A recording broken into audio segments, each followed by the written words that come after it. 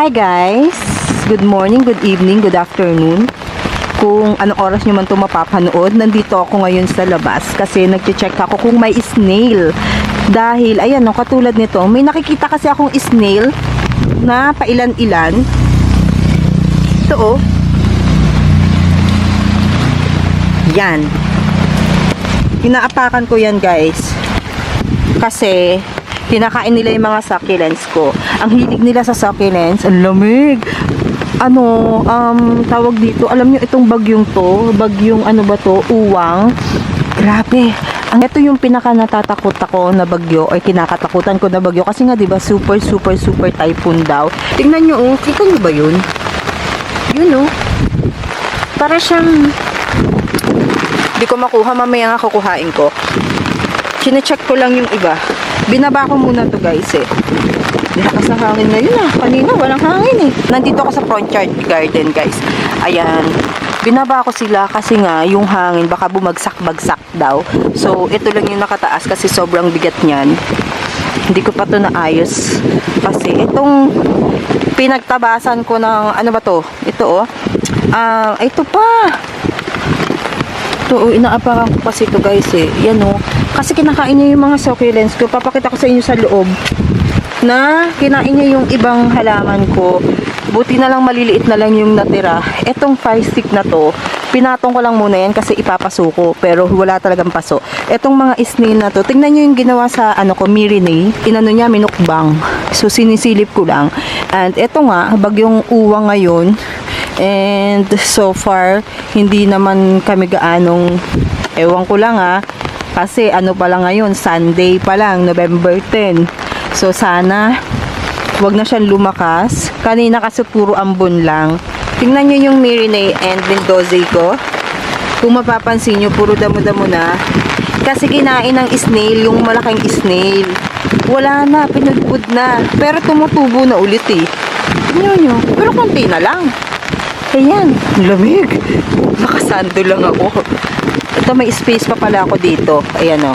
Dito yung space ko. And pinagbababa ko lang sila. Ito ngang anong to, kinakain, inaanohan siya, tinatambayan siya nung maliliit na snail. Itong pinropagate ko na to. And actually, ugatan na yan kasi ilang buwan na yan. Dahil, wala akong pasong malaki. May nanghingi ng pasuko. And then, ito yung yan, pinagbababa ko lang sila. Yung mga euphorbia natin. Nakataas yan eh, or may pinagpapatungan eh. Lahat ng guard ng ko guys is rain or shine na siya. Pakita ko yung sa loob. Ito, binaglalabas ko lang yan. Saka ko na lang aayusin pag okay na. Nag-check lang talaga ako at sinama ko kayo. Buti na lang, wala nang snail. Dahil yung pang patay ko ng snail guys, dito ko siya binubudbod oh. Dati, nung madaming snail. As in, kasi yung kabilang bahay namin is walang nakatira dito, yung gilid. So, parang nagkakaroon sila ng damo dun sa nila garden. And yun, pumupunta sila dito. Ika lang guys baka kasi mga gato. May lason ba siya? Agay! Natatakot ako, kadiri ang lambot. Yan oh. Yun. Kadiri. Naapakan ko siya. Paputol-putol yung aking kwento sa inyo. Yung pangpatay ko kasi guys ng snail, dito ko siya nilalagay. Diyan. Kaya lang, siya, nawa-wipe out. Kaya hindi ko na muna nilagay. Yung bagong bili ko, natubigan naman ngayon. Tunaw na, kaya itatapon ko na rin. Kakatubo na ulit. Tingnan yung mga gymno ko na itatapon ko na sana kasi mayroon siyang scales dati, di ba? Ayun na siya, nagkaroon ng anak-anak. Hindi ko tinapon, tinabi ko lang dito. Tapos nung summer, yan na, nabuhay na siya. Yung iba, may mga namatay ako guys na gymno. Pero okay lang. Hello! Hi guys! Hello everyone! Pupasok lang ako. Pero yung mga halaman ko na nandito, hindi ko pa, ayan o, yan o. Yan. Eto luwag o. Kasi may namatay dyan. And, tingnan nyo, nilinis ko kasi. Nag-brush ako dito, guys. Yan, binrush ko yan. And, pinapaulan ko yung pumice na nabili ko. Ang laki na ito eh. Mas malaki kasi ito sa munggo size. Hindi siya kasing laki ng corn size, pero ito yung pinaka munggo size niya. nila. Yung nasa labas ng bahay, matanghito size. Ang laki niya, so pang toppings na lang siya talaga. And, ayan, mga gymno ko. Yan o. Ito. Nag-ano na naman yung MDRRRC. Ano ba yun? Tapos yung mga nandun, inalis ko na. And, ito na yung kalagayan ng garden natin, guys. Yan, may namatay dyan, pero hindi kasi maiwasan eh. Pero okay lang, kasi madami pa naman sila. Ayan o. Andun pa. Yung aking sinampay, tignan nyo, pinasok ko. Naka-dryer naman na siya. Ayun, tignan nyo, oh. Gustong-gusto nila dyan. And nag-iisip ako kung ibababa ko ba yan. Kasi sabi nga, di ba, sobrang lakas daw. So ako naman, si panic. Ngayon ako nagpanic sa lahat ng bagyo na nagdaan. Pero parang mas matindi sa akin si bagyong Nando talaga eh. Ayoko lang magsalita ng tapos. Yan. Pero nagsalita na ako. Tignan nyo naman. Oh. Nadidiligan sila dyan. Nadidiligan silang lahat dyan. And, inaayos ko yun. Meron pa doon akong nilagay na succulents doon sa dulo dyan. At, hindi to na didiligan, no. Ito, kasi meron siyang bubong. Kaya, diniligan ko na lang siya ng rainwater. Tignan nyo, oh.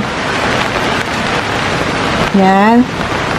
Hindi rin siya nadidiligan, pero naanggihan kasi siya. Yan, naanggihan. Ito, hindi ko pa siya naayos. Ito, oh. Ito, hindi ko pa rin nadamuhan. Kaya mukhang, ano sila. Ito, tingnan nyo, oh. Ang lalaki na ng ating mga donkeys ear na tinatawag. Yung pinropagate ko, tigda dalawa. Iisa na lang to, oh. Yan, tsaka ito. At tsaka yun, oh, malaki. Malaki na. Pero nag-iisa-isa, tigda dalawa lang sila, eh. Pero may malalaki naman ako dito. Ito, bago lang to sa akin. Yan. Agay! Agay! Agay! Nandyan na po yung bata. Chismoso. Ayan, bago lang to sa akin. Si Fly to the Sky ba yung ID niyan? Gabi talaga nag-vlog. Nagkaroon siya ng ng tawag dyan, millibags. Siguro 2 months pa lang to sa akin. I think. Yata. Ang ginawa ko, dahil ayoko siyang makahawa sa iba, pinaarawan ko siya nung bongga nung nakaraan, tapos pinaulanan. Ayun, na-stress yung color, nawala yung millibags. Kasi, inilagay ko siya dito sa gitna. Sabi ko kasi, pag bahala siya kung mamamatay o hindi. Kasi ayoko na nga siya, dahil pre lang naman to sa akin, pero kasi, sayang, di ba? Maganda rin yung potting mix niya. Tapos, ang dami talaga nung binigay sa akin. Yung pagbukas ko ng ng tissue, kapakadaming millibags. Ang ginawa ko, tinanim ko tapos pinaarawan ko. Actually guys, yung mga namamatay sa akin at saka nagkakaroon ng millibags is yung bagong bili ko lang talaga. Yung karamihan sa kanila na matatagal ko ng plants, hindi naman sila ganun ka tindi. Yun nga lang, lumiliit. Katulad nito. Ayan. Kita nyo ba? Ay, lumalabo na yung ilaw ko. Ayan, lumiit siya kasi nagkaroon siya ng anak. Ayan o. Nakukuha nung mga anak yung energy na dapat sa kanya lang. Pero carry na rin. Tag-ulan kasi guys eh. Gusto naman nila. Tingnan ko nga. Eto diba 4 to? Ayan o. Yan, lumaylay na yung isang. Ito oh, lumaylay na siya noong naarawan. Tapos chinek ko. Hindi naman siya sira or lubulok yung stem. Talagang maano lang siya. Naglilegi na. Kailangan na siyang propagate. Tingnan nyo guys yung mga succulents. Sabi ko, kinakausap ko sila na wag mamamatay. Kukonti lang naman yung namatay dito. Basta kukonti, tingnan nyo naman, diba? Puno pa rin yung ating mga area na succulents. Pero kung mapapansin nyo kasi, yung ibang mga echeveria na namatay is nandito. Ayan o, dito sa area na yan, sa ilalim. Tingnan nyo. Ay! Dito tayo sa gilid. Hi, Baba! Huwag na tayo magpayong. Oh, ayan yung mga hoya ko. Mga propagation. Hindi ito lahat kasi nasa likod yung iba. Nasa likod. Tapos, wala akong magawa, na board ako. Pinropagate ko yung mother plant ko na ganyan, na carrier, yung common. Pinropagate ko. Tapos, ayan, tinanggal ko yung ibang hoya. Ito kasi hindi maganda yung tubo ng hawo ko, or hawortia, kasi, bright light lang dito. Ano lang talaga to, hoya. Ayan yung mga pinropagate ko na hoya, yung mahilig sa hoya. Wow! Tingnan nyo. Tingnan nyo, oh. Nagripat-ripat nga ako dito, guys. Yung ibang mga mother plant na hoya ko, guys, is nandun sa likod.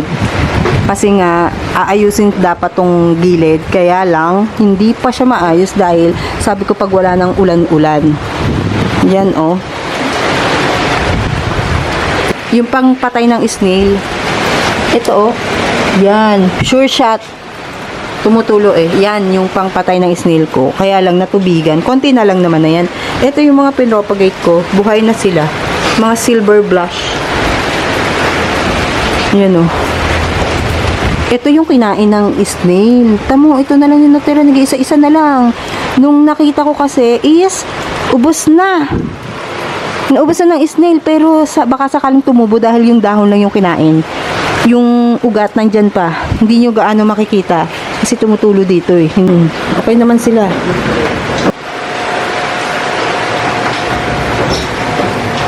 Tingnan nyo ang kalat. Dito sa area na tumakalat. Wala na ako gaanong plant. Pinamigay ko na. Ito kailangan ko i-propagate. Itong nasa taas. Kasi yung pinaka-mother niyan, wala na yun sa lupa, guys. Yung kaputol niyan, andyan, oh. Ayan, hanggang ganyan. Tapos pataas. Kasi, yung pinaka-mother niyan is dinala sa church. May nanghingi sa akin. So, kailangan ko i-propagate bago siya mamatay kasi kawawa naman. Sayang. Tetrasperma. Ito yung hindi ko talaga nile-let go. Yung si Jose Buno. Kasi sanay na siya sa akin. Madami rin ako ditong hindi pa nile-let go. Na gustong-gusto kong plants na 5 years na sa akin, 4 years. Ganyan kalakas. Grabe. Umakyat nga kami ni Dara sa taas. Sobrang lakas ang hangin, nililipad yung payong namin. Pero pagdating namin dito sa bahay, wala siyang parang pagpasok namin sa loob, hindi mo mafe-feel na mahangin, na umuulan ng napakalakas. Pero pag lumabas ka, doon mo mafe-feel na talaga. Literal. Hi, Papa! Hello! Hi! Naghihintay na naman sa akin si Isis. Huwag lalabas na ka. Umuulan. Ay, ayan na. Ayun na rin yung ating bulinggit na makulit. Ala. Papasok na ako. Lang ako eh. Nag-update lang ako. Tapos yung mga Chloe ko, ayan, ko rin. Propagate ko. Hindi naman pinropagate, nilipat ko. Tingnan nyo. Oh, kumapal na siya. Yung tinatawag na black dragon or dragon's tail, ayan. Oh, itong dead plant na tinatawag, ayan siya. Buhay pa din kahit ang ID niya is dead plant. Ayan. Ito pa si dead plant. Dito, hindi siya, tingnan nyo yung aking doon, bubsi. Hala, may kuto. Ibabrush ko na lang bukas. Oh, pataas. Ay. Ano ba yan? Sige, babrush ko na lang. Ayan o. Yung ibang nakahang dyan, inalis ko muna. Kasi baka bumagsak mabagsakan kasi nga daw mahangin. Pero so far okay naman siya. So ingat-ingat guys ha. Doon sa mga malalapit na lugar or mga delikadong lugar na nasasalanta talaga ng bagyo. Kahit yung inuulan talaga ng malakas. Na overwatered yung gymno ko last month. So inilagay ko dyan. Matigas na ulit siya. Nung na-overwatered siya, malambot papatay na. So anyway, papasok na ako guys. Nag-update lang ako and nag-check. Baka masira tong camera ko. Ingat-ingat tayong lahat sa bagyong ito kasi super typhoon. Tunog yung phone ko kasi nga yun? NDRRMC ba yun? Basta ganon. So ayan, ready na talaga siyang mahangin na. Oh, lumalakas ang hangin. Sunday, sisirain na naman yung bagong net ko. Good morning guys. Tignan nyo guys. Pinaaraw lang tayo ng mga 25 minutes. Ang araw, ang init kanina eh. Pagkagising namin, plus, siya, 30 minutes pa lang. 9:25 na ng umaga ngayon. Wala namang nangyari. Ito yung aftermath. Tingnan ko sa labas kung ano nangyari. Kasi kanina may sumabog. Sumabog na parang pumutok. Kala namin poste. Ito pala guys, oh. Itong si spiralis ko. Yan. Bumagsak siya. Tingnan nyo, oh. Sira. Tapos, basta na crack na siya. Or lumabas yung lupa. Dito, ang taas niyan ha. Tingnan nyo.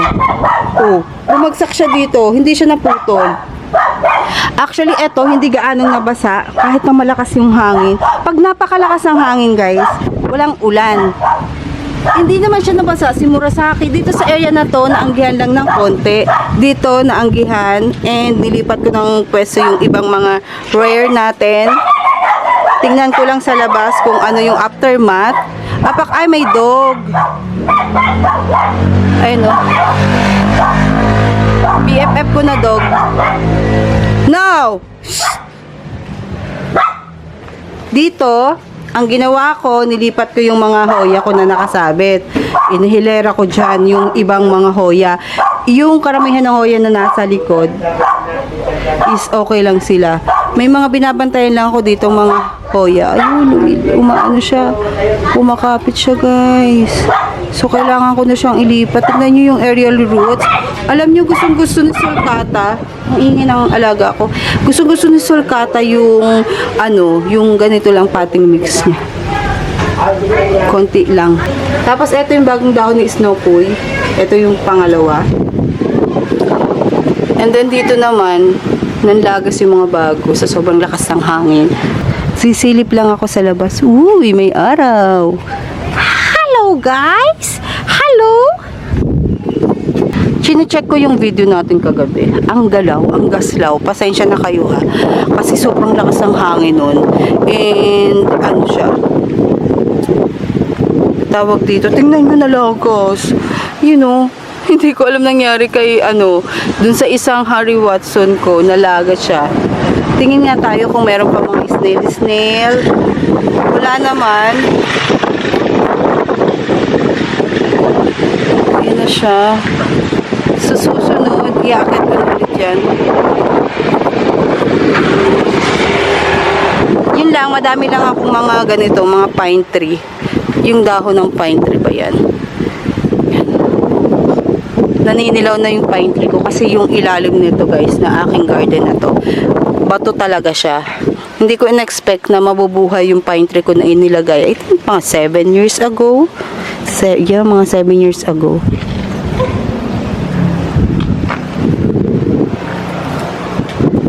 Ito yung hindi nyo nakita kagabi ng bongga. Siya, tumutubo na yung mga kinain ng snail. Ay, grabe guys. Ang daming kinain ng snail dito. Kala ko na wala na yung mga snail.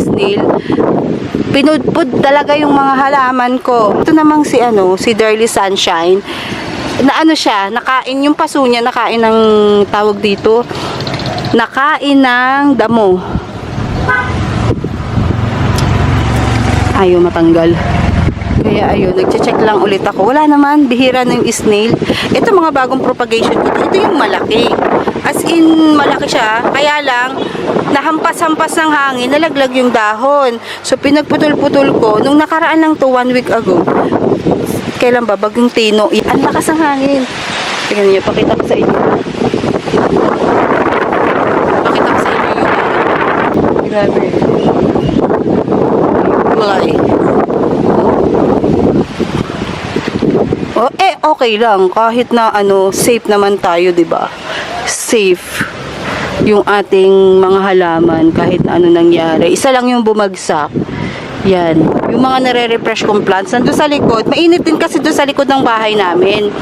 Kaya yung mga niripat kong succulents before, nandun din. Yung mga ayoko na succulents, nandun din.